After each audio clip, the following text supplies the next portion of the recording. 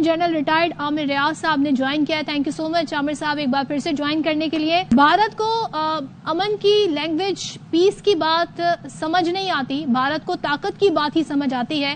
جب پاکستان نے اپنی طاقت دکھائی, جب تک پاکستان تحمل کا مظاہرہ کر رہا تھا, بڑھ چڑھ کر یہ ہم پر حملے کرنے کی کوشش کر رہے تھے جبکہ انہیں منہ کی کھانی پڑ رہی تھی.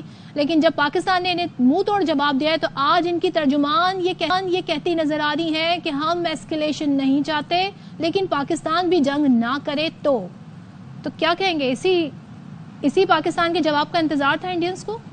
بسم اللہ الرحمن الرحیم.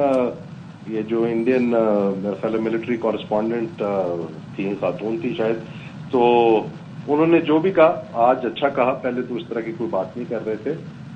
میں تھوڑا سا آپ کو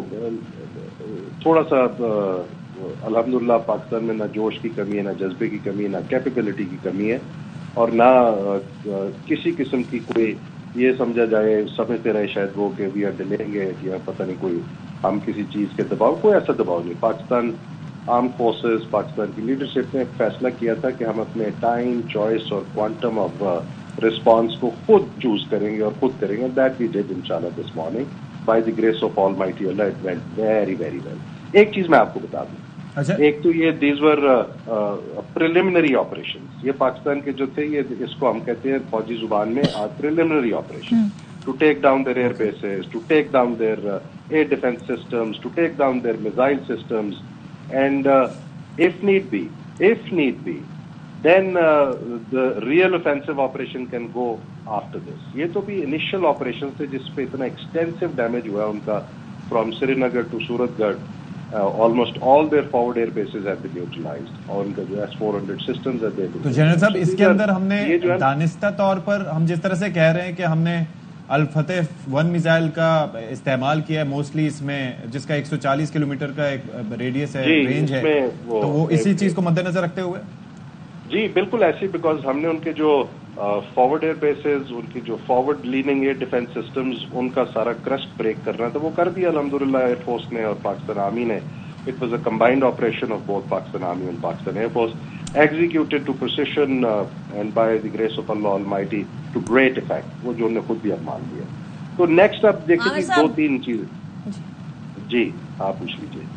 عامر صاحب, آئی ریمبر 2019 کے اندر جب پلوامہ کا اٹیک ہوا تھا اور وہ بھی پاکستان پر داغا گیا تھا, اور اس ٹائم پر جو سچویشن پھر ڈیولپ ہوئی تھی, یہ ہر بار الیکشن سے پہلے ہوتا ہے. ریممبر اس ٹائم پر آپ NDU میں تھے اور آپ نے تب بھی گھر واپسی کی بات کی تھی کہ ان کا جو کانسیپٹ گھر واپسی کا ہے وہ بیسیکلی دیکھنے میں یا سننے میں بڑا خوبصورت سا لگتا ہے لیکن ہے بڑا بھیانک اور مکیاویلین ایگزیکٹلی, اور مکیاویلین تھاٹ کے ساتھ پروپیگینڈا, جھوٹ, اس کے اندر سب چیزیں جائز ہیں.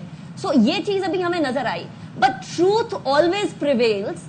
ابھی آپ کو جو باڈی لینگویج جس کی ہم ابھی تھوڑی دیر پہلے ڈسکشن بھی کر رہے تھے, وہ انڈین اسپوکس پرسن کی نظر بھی آ رہی ہوگی. ہمارے یہاں کی باڈی لینگویج اور کلیئرٹی اینڈ جو ٹرانسپیرنسی ہم نے دکھائی ہے, do you think the world will see through this? Absolutely, the world knows it. دیکھیں India has made itself a laughing stock. لوگ اس پہ ہنس رہے ہیں, اس کے اپنے لوگ اب پریشان ہو گئے کہ ہمارے ساتھ اتنا جھوٹ بولا گیا. And this is the strategy کہ پروپیگنڈا انفارمیشن کیمپین میں ہر چیز کو جھوٹ کی بنیاد پہ چلائیں. دیکھیں start of this whole operation was based on lies and then they went ahead with it. اب نیکسٹ کیا ہونا ہے, that is very very important. دیکھیں اگر ڈی ایسکلیشن ہونی ہے تو ڈی ایسکلیشن پاکستان نے تو بڑی آپشنز دی ان کو, بڑا صبر کا مظاہرہ کیا.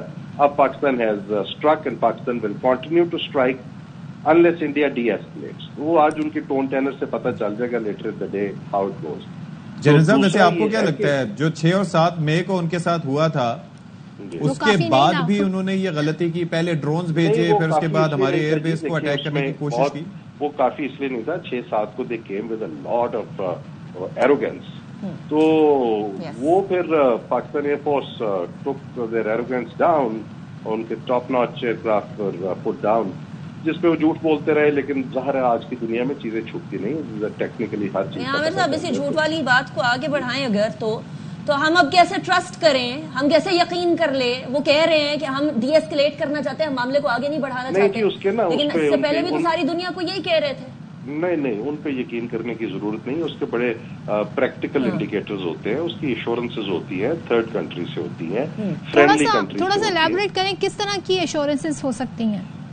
बहुत किस्म की एश्योरेंसेस है, लेकिन जो इम्पोर्टेंट है पाकिस्तान के लिए वो which you guys should remember, and I think अभी आप लोग इस चीज को समझने की कोशिश करें। जो इम्पोर्टेंट चीज है कि इस तरह इंडिया दोबारा पाकिस्तान को ब्लेम करके स्टार्ट नहीं कर सकता। This has to and, point number 1। इंशाल्लाह ये जो पुलवामा में हुआ, फिर पहलगाम में हुआ, this has to and, this is it, this is not going to happen again, point number 1। Point number 2, देखिए अगर ये डी एस्केलेशन हो भी जाती है तो you have to understand the war continues. क्यों मैं ये कह रहा हूँ? डी एस्केलेशन हो जाती है, मिलिट्री कॉन्फ्लिक्ट चाहे थोड़ी देर के लिए सबसाइड कर जाएगा, उन्होंने हमारा पानी बंद करने का बोला हुआ है, it's an act of war. Somebody has to inject a sense into new Delhi's mind कि ये दिस हैज टू एंड, ये सस्पेंशन खत्म होनी है, और इस पे कोई पाकिस्तान किसी किस्म की नेगोशिएशन नहीं करेगा। This Pakistan water is non negotiable. तीसरा, एक और चीज उनको बतानी पड़ेगी, इस रीजन में स्टेबिलिटी नहीं आएगी अगर आप कॉन्टिन्यूसली बलूचिस्तान में और बाकी जगहों पे टेररिज्म को सपोर्ट करते रहेंगे, स्टेट लेवल पे आप टेररिज्म को सपोर्ट करते रहेंगे। तो India also has to come back to it's senses. थोड़ा सा इंटरनेशनल कम्युनिटी को भी ये सोचना पड़ेगा कि it's not a free hand, वो हमें हर वक्त ट्यूटर नहीं कर सकते। Now is the time to tutor new Delhi. Aamir साहब, बड़ा टाइम था जो रिस्पॉन्स रहा इंटरनेशनल कम्युनिटी का, इससे पहले, आज से पहले तक जनरल साहब, आज राब्ते हो रहे हैं, अमरीकी वजीर खारजा राब्ता कर रहे हैं, इससे पहले वो कह रहे थे कि म्यूचुअली इस मामले को देख लें। अब आपको लग रहा है कि थोड़ी सी इस मामले में तेजी आई है राब्तों में? जी बिल्कुल तेजी आई है। जो मेरी इतला है, आप लोग इसको कंफर्म कर सकते हैं, मेरा ख्याल है Marco Rubio has spoken to the army chief, this is a significant development. उसके बाद अब उनको मालूम पड़ गया कि ये शायद म्यूचुअली तो हल नहीं हो पाएगा, जिस तरह की एरोगेंस थी मोदी साहब की और जिस तरह का वो प्रेशर है वहां पे इंडिया में, बिकॉज लॉस ऑफ फेस बहुत बड़ा हो गया। जैसे मैंने पहले कहा था कि इस कॉन्फ्लिक्ट के एंड में इंडिया का political, diplomatic and military stretcher will go down, but वो नहीं बात समझते जब तक उनको समझाई ना जाए। तो मेरा ख्याल है आप दी American and the other responsible country, बड़े इस रीजन में, China is a global power and it's a great friend of hours, वो उसका अपना रोल है। लेकिन ये आमिर साहब आपने बड़ी इंपॉर्टेंट बात की है, वो समझते नहीं है, अब उनको समझाना पड़ेगा। आपने अमेरिका की बात की, चाइना से तो वो सुनने वाले नहीं है, चाइना के तो अगेंस्ट इस टाइम पर उनको एक बैलेंसिंग पावर के तौर पर खड़ा किया जा रहा है रीजन में। लेकिन क्या ऐसी सिचुएशन हो सकती है, if I may finish Aamir साहब, क्या ऐसी सिचुएशन हो सकती है कि विद इन इंडिया भी ऐसी आवाजें उठे जो कि ये जो पॉपुलिस्टिक हेजेमोनिक वेव है इसको कर्ब कर सकें, खत्म कर सकें, साइडलाइन कर सकें? जी वो आवाजें देखें ऑलरेडी थी, वो बेचारी आवाजें दबी हुई थी। There are honest good people in India, there are rational people in India, और वहां पे it's a very very diverse country. वहां पे इंटेलेक्चुअल्स भी हैं, वहां पे पढ़े लिखे लोग भी हैं जिनकी आवाजें दबाई गई थी by this ultra nationalist Hindutva wave. अब वो आहिस्ता आहिस्ता दोबारा they will occupy their position, और एक sense of rationality will come into play, और एक रीजनल स्टेबिलिटी के पैराडाइम की तरफ जाना पड़ेगा।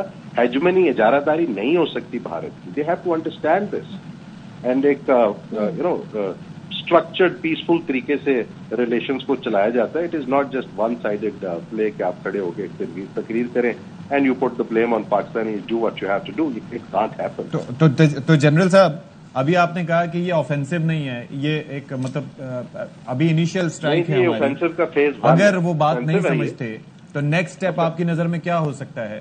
जी देखिए, वो जरा बहुत ऑपरेशनल डिस्कशन हो जाएगी, उसको हम leave it to our commanders. ये ऑफेंसिव ऑपरेशन का फेज 1 है। ये जो मिलिट्री कमांडर्स है ना इंडिया में, उनको भी बिल्कुल पता है कि ये तो सिर्फ फेज 1 था ऑफेंसिव ऑपरेशन का। Offensive operation can go far deeper. Offensive operation इसके बाद बहुत मुख्तलिफ डायमेंशंस में भी जा सकता है और फार डीपर भी जा सकता है, ये उनको मालूम है, दिस दे नो।